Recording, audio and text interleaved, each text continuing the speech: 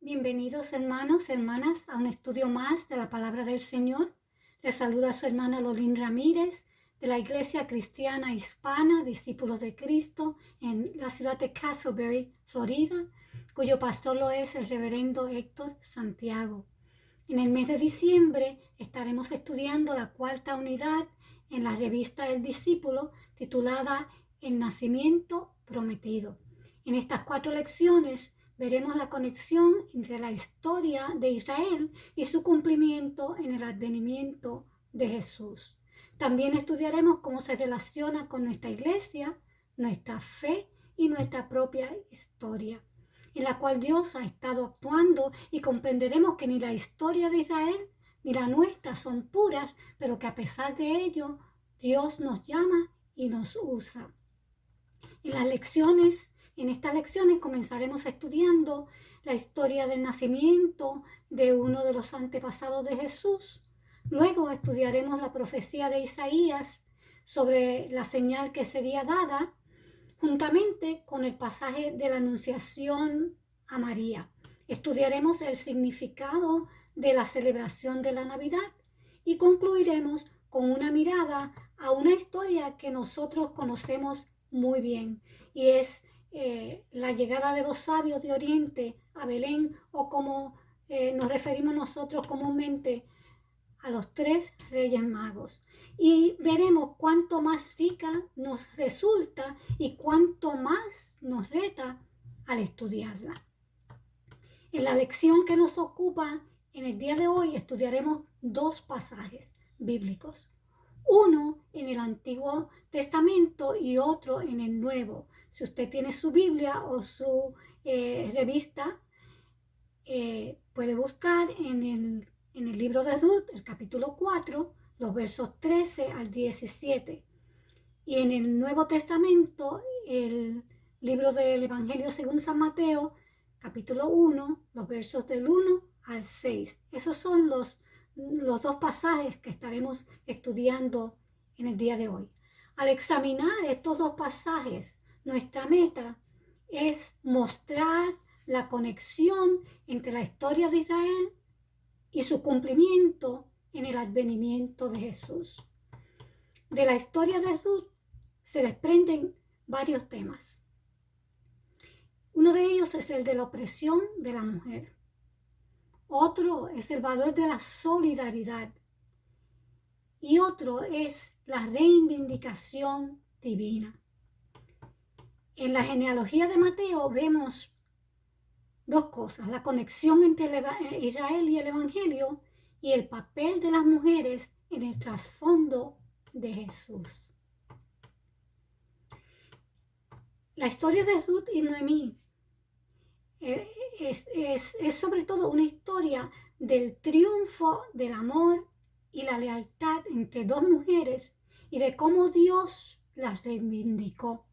Aunque el pasaje que estudiaremos hoy en el capítulo 4 comienza o termina más bien con un acontecimiento feliz, la historia de estas 2 mujeres comienza con un relato muy triste.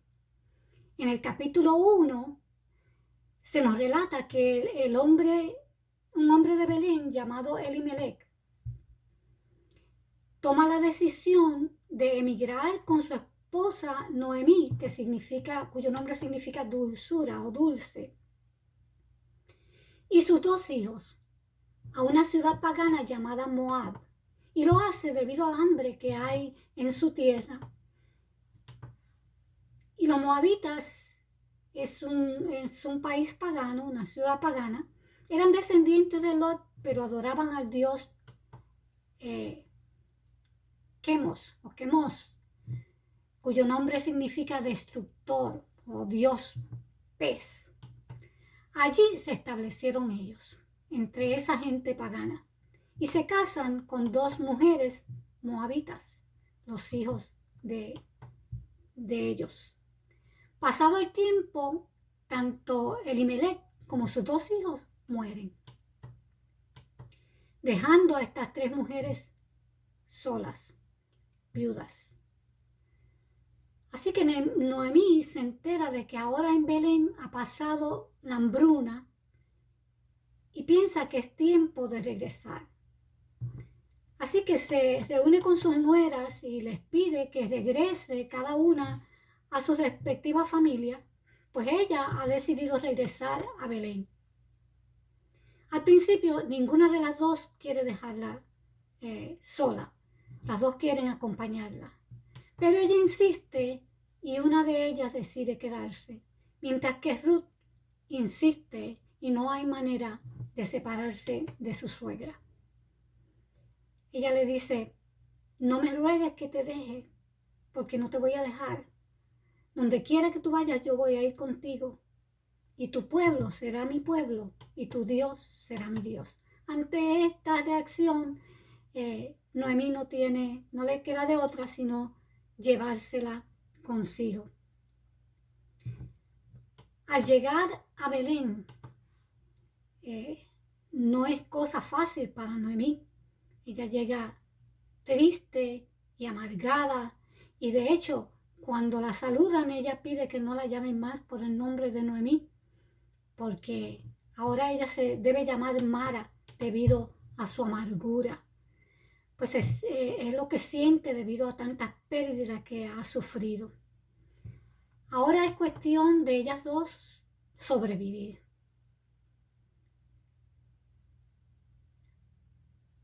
Ahora tienen que ver cómo van a comer. Y es aquí donde enfrentamos el tema de la opresión de las mujeres en esa sociedad. Para ellas, el no tener un hombre que las protegiese equivalía a morirse de hambre. Así que para sustentarse, Ruth se dedica a recoger espigas de trigo que han quedado en el campo después de la cosecha. En verdad, la historia de Ruth es una historia de supervivencia de dos mujeres que tenían que arreglárselas solas sin la ayuda de un hombre. La ley judía, sin embargo, tenía una provisión de la cual Noemí se aprovecha. Y era la ley del coelato, en la cual el pariente más cercano tenía el deber o la responsabilidad de rescatar no solo las propiedades del pariente muerto, sino el deber de continuar su nombre, de acuerdo a la ley del levirato, dejándole descendencia. Así que Noemí elabora un plan para conseguir que Boaz, que es un pariente cercano, asuma su responsabilidad casándose con Ruth. Este plan, aunque algunos pudieran cuestionar la forma en que se lleva a cabo, es exitoso y es sin lugar a dudas un prototipo de lo que hizo Jesús al redimirnos a nosotros. Es así que llegamos al capítulo 4, el que usted tiene ahí enfrente, donde Ruth da a luz un niño que viene a ser Obed, el abuelo del rey David y por ende antepasado de Jesús. Es interesante notar que cualquier prejuicio que hubiesen tenido las mujeres de Belén hacia Ruth por ser extranjera y por tener otras costumbres, parece haber quedado en el pasado. Y es que cuando podemos poner nuestras diferencias a un lado y concentrarnos en lo que tenemos en común, encontramos que podemos convivir y que no somos tan diferentes después de todos. En este pasaje se puede ver la solidaridad entre Noemí y Ruth y entre las mujeres del pueblo y ellas. De hecho, fueron las vecinas quienes le pusieron nombre al niño y alabaron el valor de Ruth a pesar de ser una extranjera. Sobre todo en esta historia podemos ver la reivindicación divina. Una extranjera vino a ser parte de la genealogía de Jesús.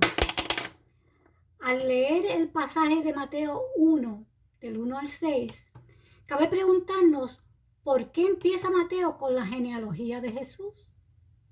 Aunque a muchos nos parezca aburrido, Dios tuvo un propósito con ello. Y es que para Mateo era importante disipar cualquier objeción que alguno pudiese presentar en el sentido de que el Evangelio no tiene nada que ver con la historia del pueblo de Israel.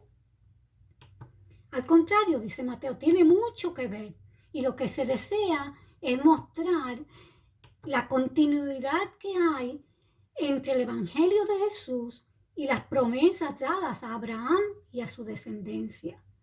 Aquí no solo vemos la relación entre los dos pasajes que examinamos, sino que Mateo nos habla de que la historia de Jesús, así como la de Ruth y la de todo el pueblo de Israel, es una historia no tanto de lo que los humanos hacen por Dios, sino de lo que Dios hace por la humanidad.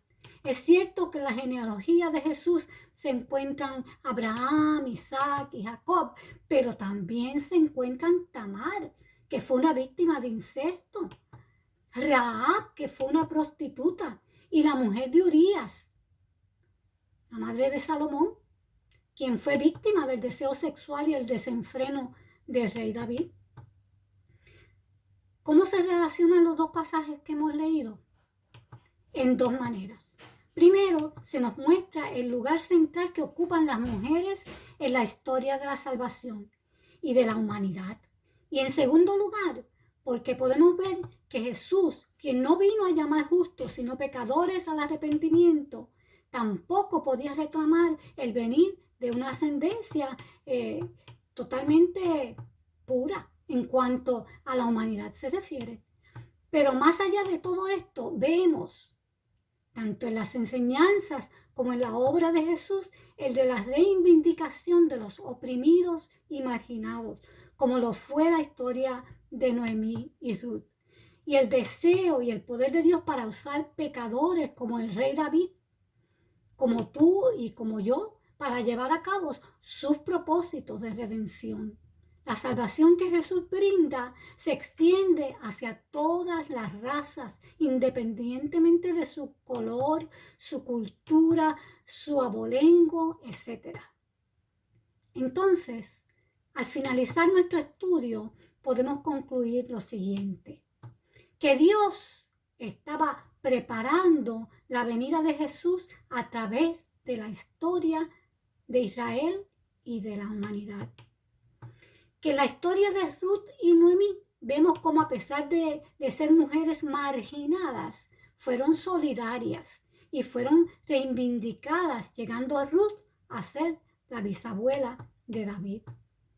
Que nuestro Dios muestra compasión especial por los marginados, y en este caso en particular por las mujeres. Que es una invitación a la Iglesia del Señor a examinar nuestros propios prejuicios. En medio de una cultura dividida en la que se desprecia al otro ser humano por ser de color de su piel diferente, su origen étnico, por su estatus social o económico. La pregunta es, ¿cómo responde la Iglesia? ¿Será que se levanta en defensa del marginado o es parte de aquellos que marginan? ¿Identificamos a los marginados y procuramos mostrar el amor de Cristo a través de nuestra solidaridad con ellos o miramos para otro lado? Estos pasajes bíblicos que hemos estudiado ciertamente nos invitan a estudiar, a considerar y a valorar nuestra propia historia. Oremos. Gracias, Señor, de la historia, por habernos hecho parte de la historia de tu pueblo. Gracias porque a pesar de nuestros errores, prejuicios y pecados, tú nos sigues bendiciendo, perdonando y usando para tus propósitos eternos. Ayúdanos de tal modo a serte fieles, que vengamos a ser parte de esa historia de la que dependerán muchas generaciones venideras, como ahora dependemos nosotros de las que nos precedieron. En el nombre de Jesús hemos orado con acción de gracias. Amén. Dios les bendiga, mis amados.